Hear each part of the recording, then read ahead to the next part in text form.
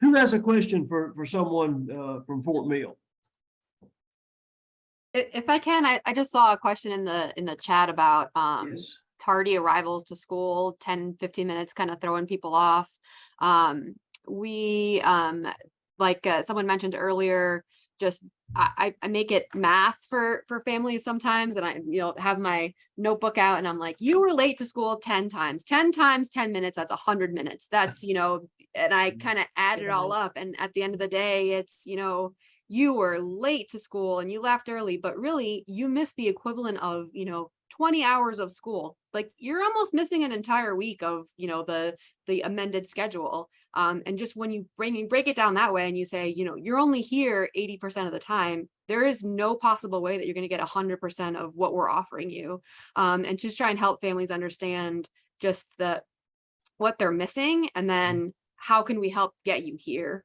One of our elementary schools, they have a program, they call it Hot Ed, here on time every day. She works with one of the churches in the community, and she got like a big bucket of prizes like you'd have, at the dentist's office or whatever it is. And when you're here on time every day for 5 days in a row or 10 days, you get a prize at school for those elementary school kids, and that's a big motivator for them. We celebrate it with the parents too. The car line is a little bit of a party sometimes when they're cheering and celebrating that someone has made it there.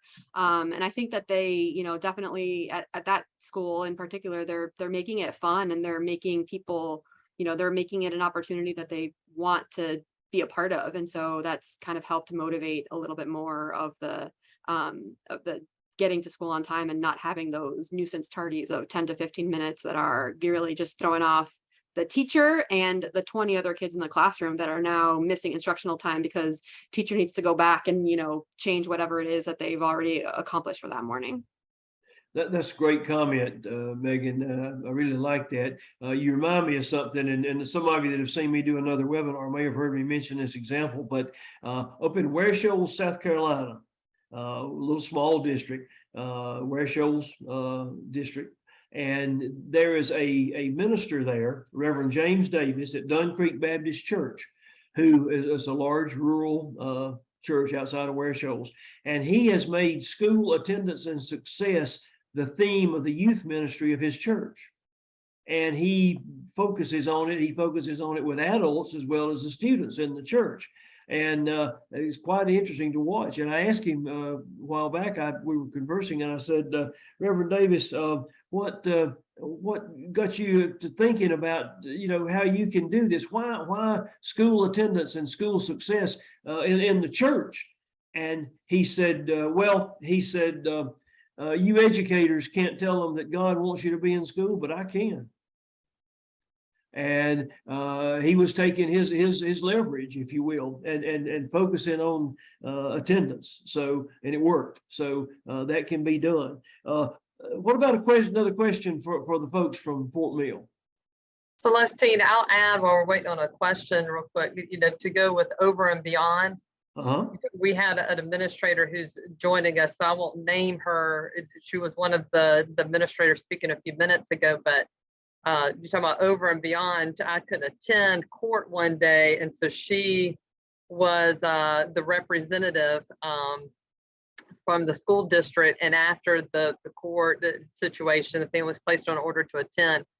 She realized the family did not have a ride home, so she not only gave them a ride home, but then took them to Cracker Barrel to review the attendance expectations that was just discussed in court. So when I told her, I followed up with her, I said, "How was court?" She said it was good, and we went to Cracker Barrel. And I went, "Wait, what? Say that one more time." So, but that whole relationship piece cannot be overlooked. So I'm glad you mentioned that.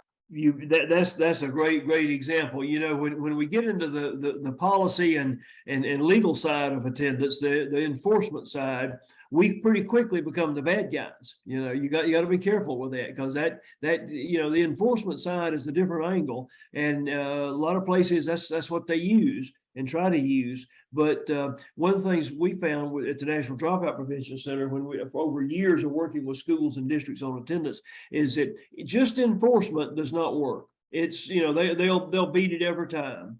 And from the kids' perspective, it's like, yeah, right, you've got a law, so what?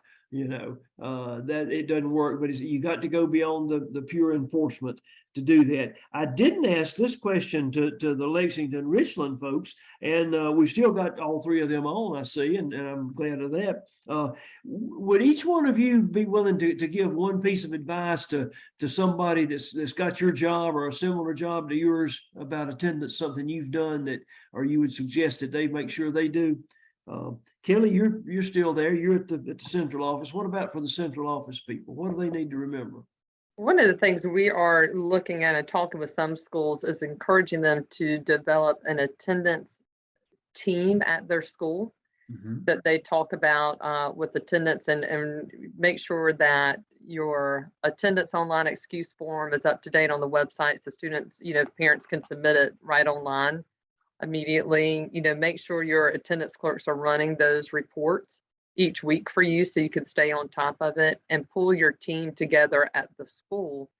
Because like Megan said a minute ago, you have so many people who are trying to invest in care into one student. You don't want to cross the path so many times that you're slowing down progress. And so having those 30-minute meetings, or even the stand-up meetings where you're just doing a quick check-in, I think is helpful to just stay on top of supporting all of the students. Excellent advice. Michelle, from the elementary level, what would you tell some of these elementary assistant principals and principals that you'd recommend? If I could share just a quick story that happened last night. We had our curriculum night, and I think this will sum it up for Seven Oaks. Big old 6'8" daddy talking to me. Now, could be intimidating to some people, and he will fill up your doorway, your chairs, and he mentioned that he needed some bigger chairs in my office, but I told him we would work on that. But it was precious to me that he said to me, and it just came out of random, just organic. He said, Johnson, you were rough on me in that meeting. And, he was laughing, he was joking around a little bit, but he said, you changed something for my family. And we recognize that school is important. I didn't have a good school experience. He went on to tell me about how bad it had been for him in school. So I would say to everybody, and not just administrative folk or assistant principal people or principal people, I'd say to everybody to remember that every story matters and that the connection is important. So when you sit down to that table, you don't walk away from my table without a plan. I'm going to hear your need, see your need, try to meet your need, because I want you to achieve. So you're going to walk away from a plan. Who's in your village? And I would encourage all of us to get our people to understand, when I sit down with you and I shut that door, or I'm on the phone with you and I say, hey, what's the real deal? Tell me what's really going on. Because there's something behind that attendance. It's not just that they're not coming and they're not showing up. There's something behind it. And I'm going to peel that onion back until I get to it. And when I get to it, we got to figure out who's your village, who's going to help you out, who's going to call, who's your person at school. I'll be your person. Text me at 4:30. A lot of them do. But what can we do for you? Who's your village? Who's going to be there? So we want you to be here. We want you to be present. That big old daddy said to me that something changed for him, and he's here at family events, and his child is here, and our families are doing their best to get here, because I'm going to say, I see you. It's not just that I'm fussing at you or that I'm unhappy with you, but I want you to be here. What can I do for you? So who's in the village? I would encourage us all to figure out who's in the village. Let's help them create their village so our people can be here and be successful. And you alluded to this, and I bet you touched on it with that parent. There are very few parents that do not want their kid to be successful in school. And so then if we can tie the attendance to the school success that they want for their child, then we may make some headway with that. So even those parents that take them on vacation in the middle of August or September or something. Now we have a real talk about that too, about those vacations. I want a vacation too, but we're very honest. We don't shy away from those tough conversations. And we have really worked on reducing our vacation and during the school time. We talk about do it at Thanksgiving, do it at Christmas, take time in the summer. But we've talked about that, and like Ms. Brown shared too. We have a lot of fun, we smile a lot, and we love a lot, but we're very honest and authentic a lot. If you're not in school, we're going to follow up with you. We're not going to ignore you, and we're going to make sure we do what we need to do. So yeah, I appreciate that. you know, you think about school attendance. If I'm at my job, which we all are today, if you're at your job and you've missed over the last year, you've missed 10% of the time at work, you're in trouble, you know, or fired. You know, we don't, even in education, as secure as we are, you know, you miss 10% of the time, I'm on the PDP, you know, to improve. So we have to teach that to the kids as well. Luann, I'm not gonna let you off the hook there. What advice would you give to these folks?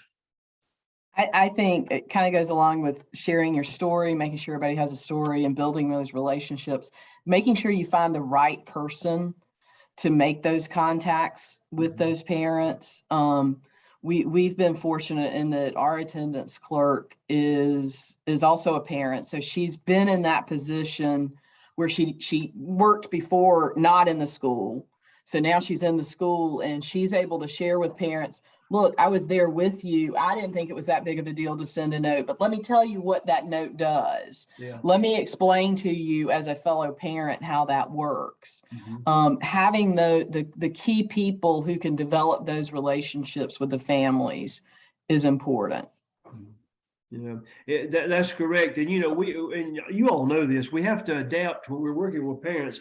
We have to adapt our demeanor and the posture that we come from. We have to adapt that to their situation. You know, for parents, you think about, you know, a conference, a parent conference with the counselor, or whatever, with school people. We dress up. We may, even though we don't think so, we may make more money than they do. We dress differently and we talk in code. You know, we got the map test. We missed the map test. Well, I thought my kid could read a map, you know, kind of thing. And think about this situation. Here you are, here's a guidance counselor. We got to have an attendance conference with a parent. And so we want the teachers to weigh in. And so we finally get the parent to show up on Tuesday afternoon, and we tell all 5 teachers that Ms. Jones is coming over to talk about her kids' attendance. And so 6 of us go in the counselor's office with 1 parent. You know, I mean, it's a little bit of a gang up situation. And so we have to be very careful of how we posture ourselves with this. Folks, this is fantastic. I have another question for you participants that are out there. You're not going to get off as light as you might think. Who would share something you've done that worked with attendance? Who would share a success story from your attendance experience? I know there's some out there. One thing that we have done, and we've started it with our freshman academy, we try to identify students who are coming from the 8th grade who are truant, you know, they have attendance issues, and we try to put them on an attendance contract before coming into the high school. Meeting with the parents, it's just that thing about that time in between the 8th grade, that transition from 8th grade to 9th grade, where we can seem to get parents to kind of do whatever we need them to do. And so we take advantage of that time, because once they get into high school, then it's hard fetched to try to see those parents.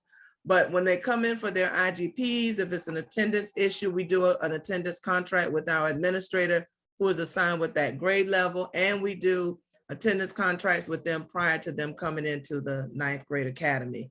What this does is it causes the parents to understand the attendance laws and how important it is for high school, because at that time we're doing seat time and they're earning Carnegie units. So we try to explain to them the importance of attendance on that level. That's excellent. You know, that those transition points between when somebody even mentioned from daycare to kindergarten or 1st grade, from elementary to middle, from middle to high, those transition points are critical. And a lot of times students will take advantage of those transition points if we don't share the information across the school levels with the other folks, and if we don't intervene. So when a kid comes in, we need to know in advance who are the kids on the target list. Who do we need to watch for? Who do we need to call quickly? That is excellent advice, Kathy. Who else would share a success strategy that you found?